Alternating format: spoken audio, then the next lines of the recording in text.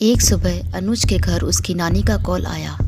उन्होंने फ़ोन पर बताया कि अनुज की नाना की तबीयत बहुत ख़राब है और वो अपने आखिरी समय से पहले एक बार अपने परिवार से मिलना चाहते हैं। उस छलावे के डर से अनुज के माता पिता उसे गांव ले जाना नहीं चाहते थे, तो उन्होंने अनुज को घर पर ही रहने को कहा और साथ ही एहतियात बरतने को भी कहा।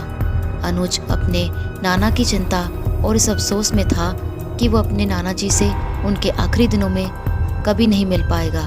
ये सोचकर अनुज बहुत दुखी हुआ। उसने अपने माता पिता से साथ चलने की जिद करी, लेकिन उसके माता पिता ऐसा हरगिज नहीं करना चाहते थे।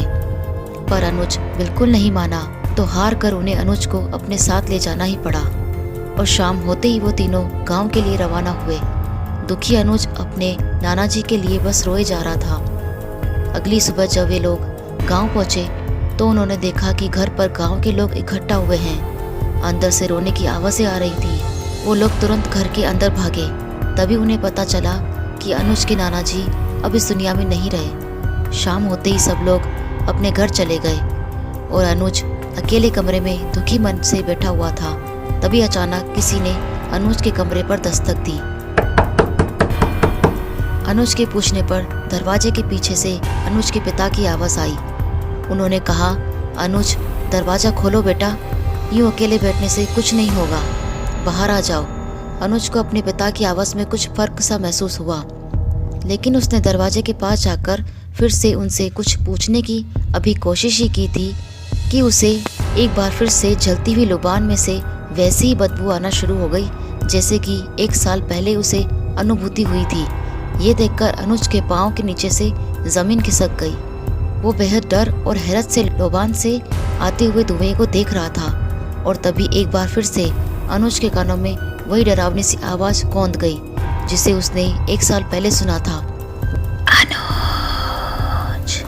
वो शरीर में सरन पैदा करने वाली आवाज़ आज भी पहले की ही तरह दिल दहला रही थी और इस बार अनुज डर के मारे वहीं बेहोश होकर गिर पड़ा। अगली सुबह अनुज ने अपनी नानी को रात का किस्सा बताया और पूछा, मुझे इस छलावे के बारे में सब कुछ जानना है। उसकी नानी ने उसे डांटते हुए कहा, नहीं, यहाँ कोई उसका नाम नहीं लेता और ये हिदायत भी दी कि तुम्हें भी नहीं लेना चाहिए। पर अनुज नहीं माना और फिर से उस छलावे के बारे में पूछने लगा। हार कर उसकी नानी ने उसे शुरुआत से पूरी कहानी बताई। अनुज के अलावा आज तक कोई भी उस छलावे से नहीं बच सका था। जिसको भी वो छलावा दिखा उसे मौत की नींद सोना पड़ा। जिस खतरे को अनुज के नाना नानी सोच रहे थे कि वह खत्म हो गया है, वो खत्म नहीं हुआ था, बस टला था।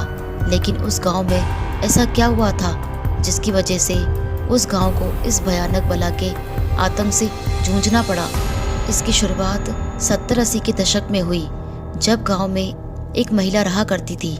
लेकिन बदकिस्मती से वह महिला जब भी गर्भ धारण करती थी तो किसी न किसी वजह से उस महिला का गर्भपात हो जाता था, जिसके कारण उसके माँ बनने का सपना अधूरा ही रहा।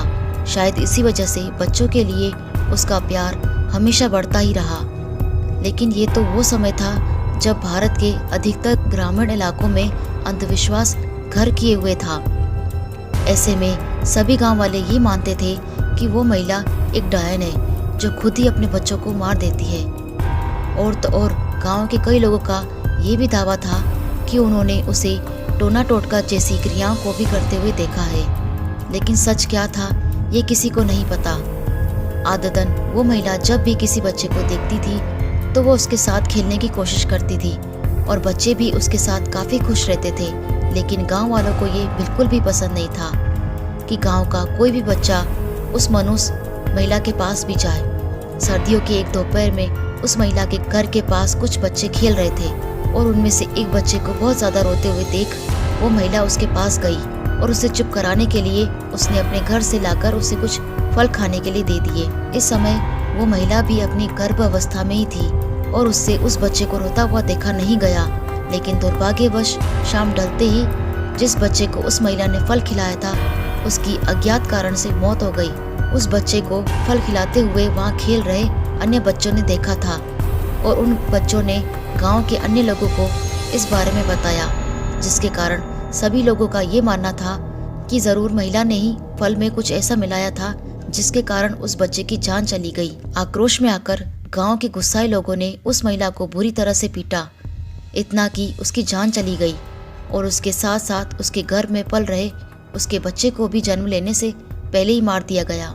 आखिरी सांसों को बचाकर उस महिला ने बस यही कहा कि उसे इस गांव के लोगों ने डायन समझकर उसका और उसके बच्चे का जो हश्र किया है उसका हर्जाना उन्हें भुगतना ही पड़ेगा। उस दुखद घटना के बाद कुछ ही सालों के बाद से गांव के लोगों को गांव के सुनसान इलाकों में उस महिला का भूत दिखाई देने लगा और एक एक करके उस महिला ने कई बच्चों और वयस्कों को अपना शिकार बनाना शुरू कर दिया। तो क्या उस छलावे ने कभी अनुज का साथ छोड़ा ही नहीं था? क्या वो इस इंतजार में थी कब वो अनुज को अकेला पाकर उसे अपना शिकार बना ले, या ये छलावा पहले से ही अनुज को अपनी गिरफ्त में ले चुकी थी? आपको क्या लगता है? आगे की कहानी जानने के लिए चैनल को सब्सक्राइब कर लें और अगर आपने पार्ट 1 नहीं देखा है तो पार्ट 1 देखें।